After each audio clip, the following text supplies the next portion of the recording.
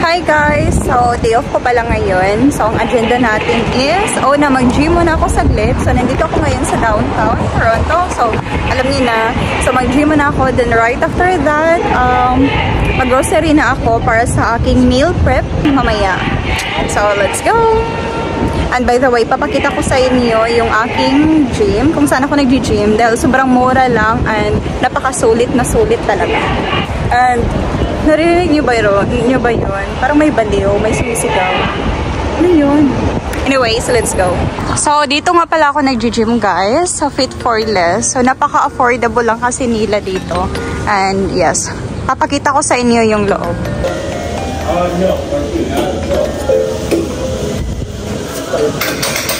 So, what I love sa gym na to is sobrang mura lang. So, $30 a month. Tapos, meron lang silang registration.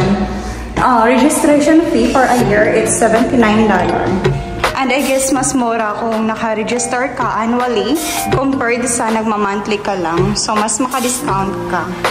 And also, marami silang iba't ibang branch dito sa downtown Toronto. So, as long as naka-register ka or meron ka nitong card, may access ka or makakapasok ka sa kanilang branch kahit saan dito sa Toronto.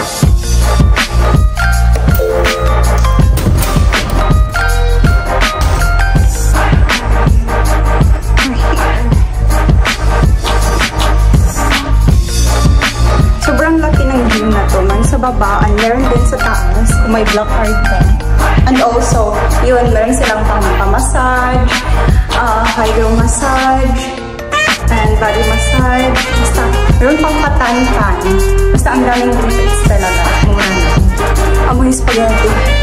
May kumakain nito ng spaghetti. Nakakagutom. Ang hirap. Hindi ako nakadala ng pangtali. So yeah, magpapamassage na lang muna ako sa baba saglit. Then after that, let's go. Let's proceed. Mag-grocery na tayo and wait, yun.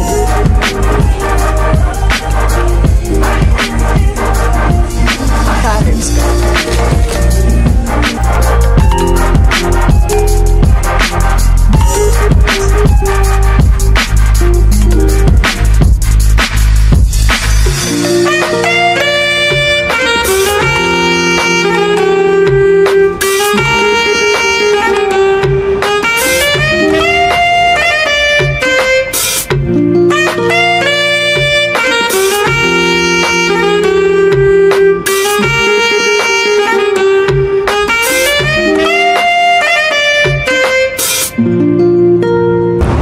So, before tayo mag-grocery, let's grab some coffee.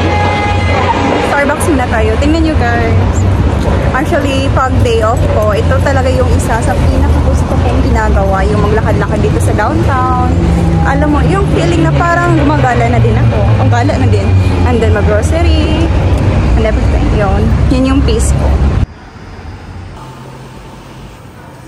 So, every time na nag-i-spill Starbucks ako, ito lang talaga yung in-order ko. Guys, hindi talaga ako nagdi-drink ng coffee. Pero, simula nung na-try ko siya, na-try ko ito. Yun, nagko-coffee na ako. Ito talaga yung coffee na nakakapagpa-happy or nakakapag-uplift ng mood ko. Char ang OA. Sobrang sarap. Customize siya, guys. I-try nyo. I swear. Ang sarap. Di kayo magsisisi. Hi guys! So, nandito ako ngayon sa Distillery District. Actually, first time ko dito and nagagandahan ako. Para siyang old village yung style. Tapos yung floor niya is parang naka-bricks na color red. Actually, first time ko talaga. Before, nakikita ko na to. Nung nasa Pilipinas pa kasi ako, nung mga time nagpa-process pa ako ng papers, nagtitingin ako ng mga Toronto view, mga walk na vlog, Toronto walk, ganon. And ito talaga yung na-amaze ako, ang ganda, ang cute, ganon. Tapos, oh my gosh, ang ganda niya talaga sa personal. Parang old village. Ang ganda ng ambience, yung vibe niya, napaka-vintage. Tapos meron din akong nakita sa Toronto Walk. Christmas siya. Parang feeling ko ito din yung area kasi Distillery District. Tapos puno siya ng lights, as in lights everywhere. Parang ganun, tinransform nila into Christmas village. So pagkapasko, balik na naman tayo dito. Oh, I'm excited. Can't wait.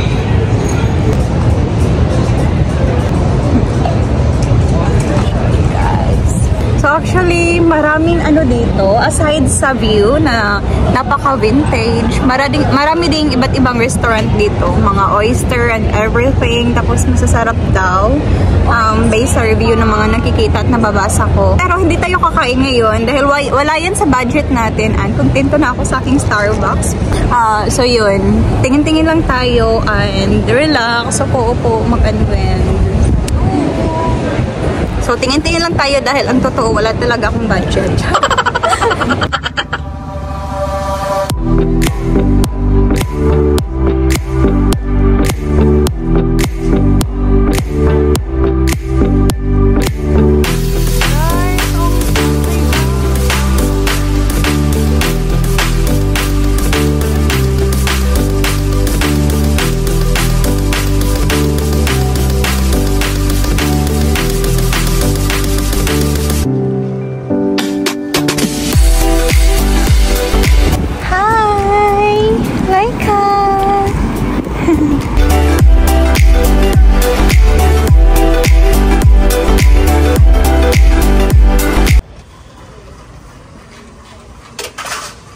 So actually, konti lang yung bibilhin ko and ang budget ko lang is less than 50 or less than $40.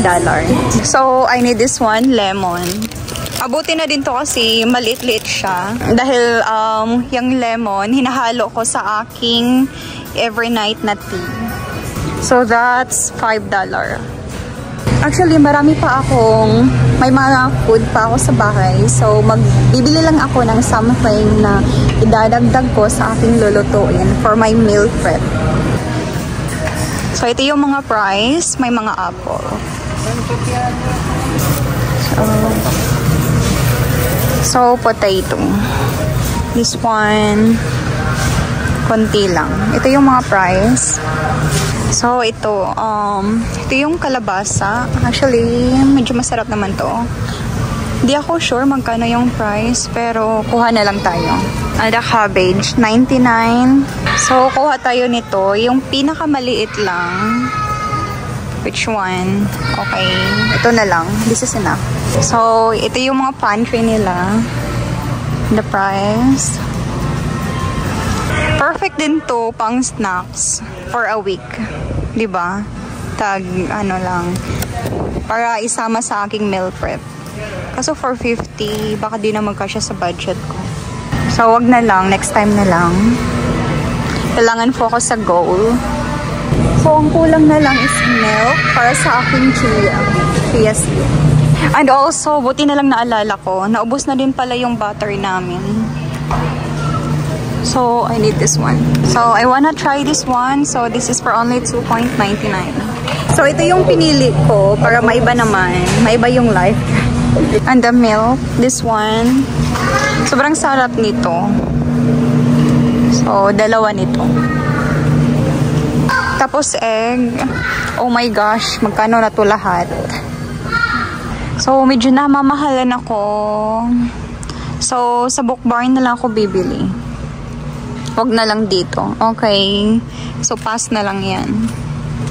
Kasi mas mura pag sa Book Barn bibili. Pag dating ng mga ganun, mga chia. Basta mga ganun. So, dito parang Asian. Naghahanap ako ng sutanghon. So, this one, ito na lang. So, it's $2.99 before tax. Ito masarap din to pag isabaw or isoap. So, ito na lang muna. So, here, yung mga Filipino style na bihon. Pancit canton and everything. Wow. Ito yung price. Oh, $7.79. Oh. So, $8. Parang nasa 400. Or ito, 80. Before tax pa yan. So, almost 100 yung isa. So, last na bibilhin ko is shrimp na lang. Yun na lang yung kulang. Magkano na kayo lahat? Gigigil ako. Yeah, let's go. So, bumalik ako dahil kailangan ko pala ng corned beef. OMG, ang mahal. Wag na lang. May pork pa naman doon. Let me think. Wag na lang yan. Wag na lang. Sige. Sige, ito na lang. That one. Ay, oo. May Sprite pa pala. Kasi hahalo. Kung magluluto ako ng shrimp, tapos hahaluan ko ng gulay. So, yeah. I need Sprite. So, here, nandito yung mga drinks. I only need one. Oh, okay lang. Buti na lang, mura lang. 1.49. Tapos marami. Malaki na. So, okay na din to. Marami ng paggagamitan. Pwede ko na siyang i-ano sa drinks namin. Ang sarap nito pang adobo, oh. Halo na siya. So, wala akong mahanap na shrimp. Gusto ko kasi ang mga shrimp kasi dito, walang ulo. Charot. Hindi ko alam na saan yung ulo. Tapos, yan. Gusto ko yung may ulo. Tapos, ngayon, ito yung nakita ko. It's $10. So, change of plan. Ito na lang yung lulutuin ko. Or aadobuhin. Nilang sarap nito. So, yan. Ito na lang. Dahil, sa Asian store lang kasi yung mga shrimp. Binibenta na shrimp na may ulo. Dito, hindi ko alam bakit kinukuha nila yung ulo. Olo. So, yun na lahat and let's see how much.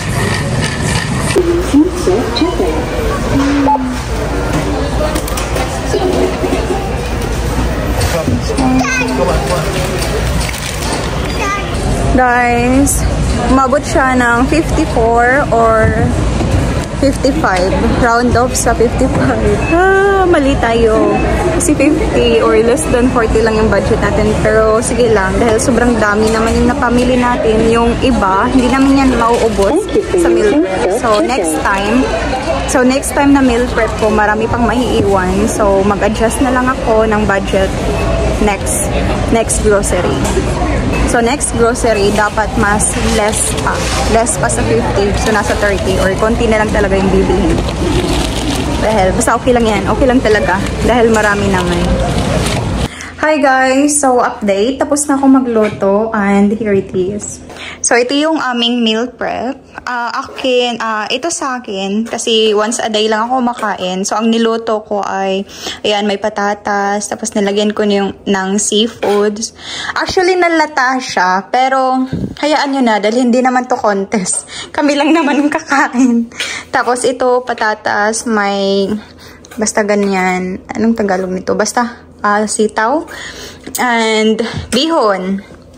Yung sutanghon. So, yan yung ulam namin. Until, today is Thursday, so until Sunday. So, yun lang, 11 PM na, and hindi pa ako kasi nagmamadali na ako nung pag-uwi ko kanina. So, yun lang ba, lutang. So, yun lang guys, bye, thank you.